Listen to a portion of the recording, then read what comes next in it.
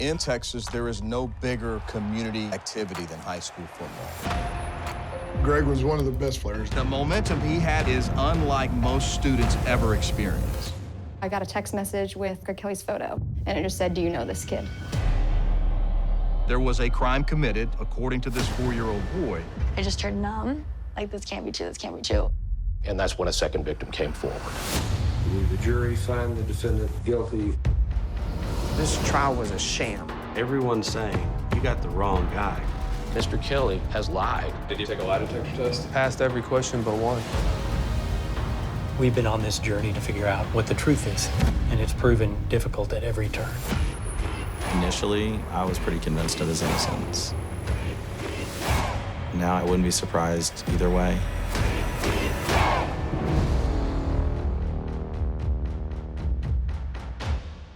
UFC Fight Night, I think it was 172, UFC Fight Island 3, whatever the hell it was. Your main event, Joseph Benavidez loses via first round, I guess, submission, although he didn't submit, to Deiveson Figueiredo. So Deiveson Figueiredo is now your new UFC flyweight champion. This was an absolute beating from pillar to post. They only scored 2 knockdowns, but really it was kind of 3 to the naked eye. 4 submission attempts, back mount, full mount. BC, 40 of 45 strikes total landed. He had 87%, Figueiredo did, of significant strikes landed. This was, I mean, for Joseph Benavidez to last as long as he did was frankly kind of incredible. Some of those rear naked choke attempts he got out of were amazing. So go first on this one. Here is the question I want to start with first. What is Joseph Benavidez's legacy now?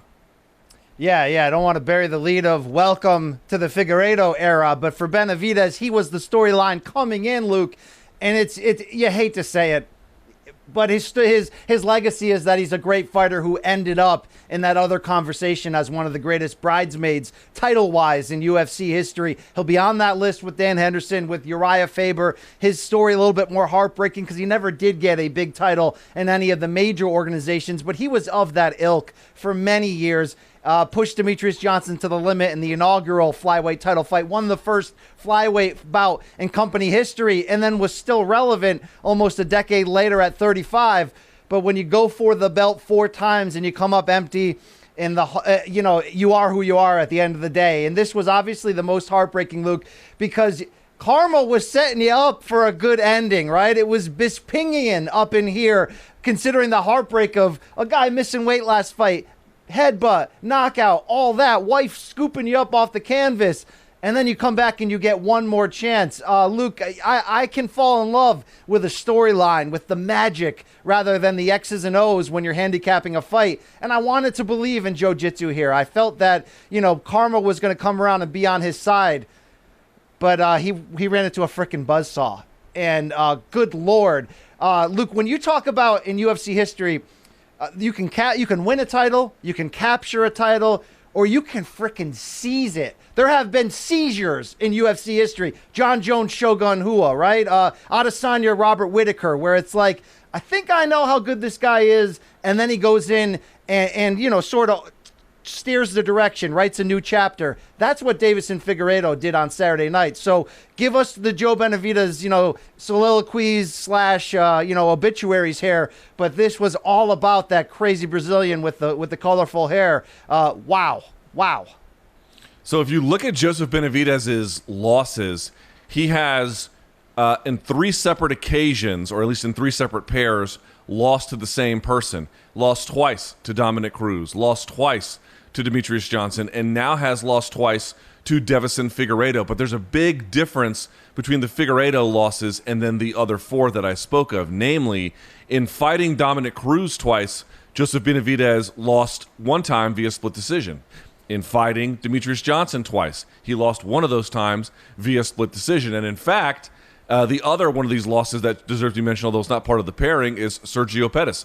He lost that via split decision. Now, he's got some split decision wins, too, so he's come up short. He's come up, roses in other times. But this is the first time he's been finished in any kind of loss where he had a pairing with another person. Both times, because Johnson finished him 1 time, but not the other. This has never happened to him. He's never had back-to-back losses, obviously, to the same guy. Well, that's weird that you ever get him in that situation anyway. But what this shows is, I think, three things. One, Figueiredo is a buzzsaw, as you mentioned. Two, I just think at 35 years of age at flyweight and the miles that he's had at this point, he's just not going to be as resilient as he needs to be to stand up under the firepower of some of these newer guys. And then three, it's like if in all these different iterations where against Dominic Cruz, it was up a weight class and it was WEC. And then against Johnson, okay, it was UFC, it was flyweight, but you still came up short twice. And then you finally get back to a spot where you can contend for a title and you take the worst consecutive L's of your career by a mile. It just kind of shows you, on the one hand, the good thing is he is absolutely one of the very best fighters to never hold a UFC title. And I almost hate that designation because I don't think, BC, that measuring greatness strictly by title accumulation is the only or even best way to do it. But it is a pretty handy way to do it. It is good shorthand. It is a common metric that we all rely upon. And at every interval where he could have crossed that line, he just didn't. So the story is a little bit of both. It's that this guy was absolutely tremendous, a pioneer, a credit to the sport, a guy who gave every part of himself in service to a goal that he couldn't reach. But most people, I wrote this on Twitter on Saturday Night, BC, most people don't even know how to give themselves to that kind of pursuit. They don't have that kind of grit and perseverance, and he did. And I take that seriously. On the other hand, when you come up short in the particular ways and those pairings that I mentioned, it just goes to show you were very special, very talented, but not quite ever the man in your weight class during your era. Yeah, and all the stuff that you laid out about him being a credit to the sport and a guy who does it right. And I mean, look, I've been asking him about this bridesmaid theory for about 5 years in interviews, and he always handles it so perfectly and putting what the title actually means in perspective, not making that as the ultimate definer of who he is. And, he stayed relevant up until late in his career. It doesn't mean his career is over now, but it's certainly in the final stages. But I do want to give a quick shout out before we rightfully laud Figueiredo of just like, it's got to be hard for Benavidez and Megan Oliva to live, this sort of public relationship and be so vulnerable. And I thought the UFC put out a great video package after his loss to Figueiredo in Norfolk that was very like behind the curtains of what this is like. And, the two of them have carried this out with a ton of honesty and class. So I give them their credit. But Luke, it's time for me now to bang the drum of all things Deiveson Figueiredo. 19-1. I was late to the party. I'm going to say it right now. In really appreciating who this guy is and the threat that he brings to this division as a, headhunter buzzsaw with big power, but a guy who's just hungry, who's aggressive, his balls on the ground, can finish you in a lot of different ways. Luke, this was exactly what the flyweight division needed. So did Henry Cejudo's star power rescue and save it? Yes, from where Demetrius Johnson left it, even though, as we know, none of that really his fault. It is what it is. But we looked at this flyweight thing up and down after Cejudo dropped the belt and basically said, okay, we can get a good story if Benavidez wins it for one fight. But, where is our John Wayne, right? Where is our happy ending? Where, in fact, have all the Cowboys gone? Luke, we got a lone frickin' ranger right here in Deiveson Figueiredo. He is an absolute unyielding badass who talks shit, backs it up, walks around like he owns the whole organization. He's everything I think we want and need right now, because if you look at his recent fights, there's a fun group building at 125, and they're a little bit unlike the guys of old. We think of 125 as a track meet, rightfully so, and you'll get that. We got that in Askarov Pantoja on Saturday, which we'll get into. But you look at the recent fights of the intention of these guys going for finishes. Any absolute combination you can make forward of Figueiredo and those names around the top five, you're going to get badass fights. So this night on Saturday was all about the flyweights, and I couldn't be more excited about the division's future. And I have to say this, Figueiredo, there's a video floating around on Twitter. I'm not sure. You can Google around for it. The guy apparently is a very good and talented sushi chef and hairdresser. I'm not making that up. He actually does women's hair. And so, I don't know what that says about the guy, except maybe he's a Renaissance man.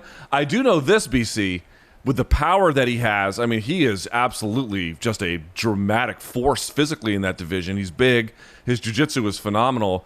The thing I think about is when this whole COVID thing is over, whenever the hell that's going to be, getting back to some of these markets that have been underserved is going to be key. Now, maybe Figueiredo's the champion then, maybe he's not. All I'm saying is For the UFC to have now 2 Brazilian champions, one in Amanda Nunes and now one in Deiveson Figueiredo, they almost had 3 if Aldo had one against Jan. And of course, they may get another one with Paulo Costa, which we'll talk about later. It's good for their business. That's in Brazil, MMA is the second biggest sport behind soccer. And so to have another person in that country who can carry the flag, it matters. It does matter. Maybe not right now. We don't feel it because we're all kind of trapped inside of our homes, quite literally. But I think over time, making sure that there are high-level Brazilians in rotation who can win UFC titles, that is good for the UFC's business. So just in looking at the bigger picture, there is something to kind of cheer here. Now, yeah, and by the way, nobody submits Joseph Benavidez, and he just went out there and put the guy to freaking sleep. I mean, Luke, this was a seizure. This was a statement of his badassery. I mean, could you imagine what fights between him and Brandon Moreno, Askarov, rematches with Pantoja, what that could look like over the next 2 years? I'm strapped in, Luke, okay? In Texas, there is no bigger community activity than high school football. Greg was one of the best players. The momentum he had is unlike most students ever experience. I got a text message with Greg Kelly's photo, and it just said, "Do you know this kid?" There was a crime committed, according to this 4-year-old boy. I just turned numb. Like, this can't be true, this can't be true. And that's when a second victim came forward. The jury found the defendant guilty. This trial was a sham. Everyone's saying you got the wrong guy. Mr. Kelly has lied. Did you take a lie detector test? Passed every question but one. We've been on this journey to figure out what the truth is, and it's proven difficult at every turn. Initially, I was pretty convinced of his innocence. Now I wouldn't be surprised either way.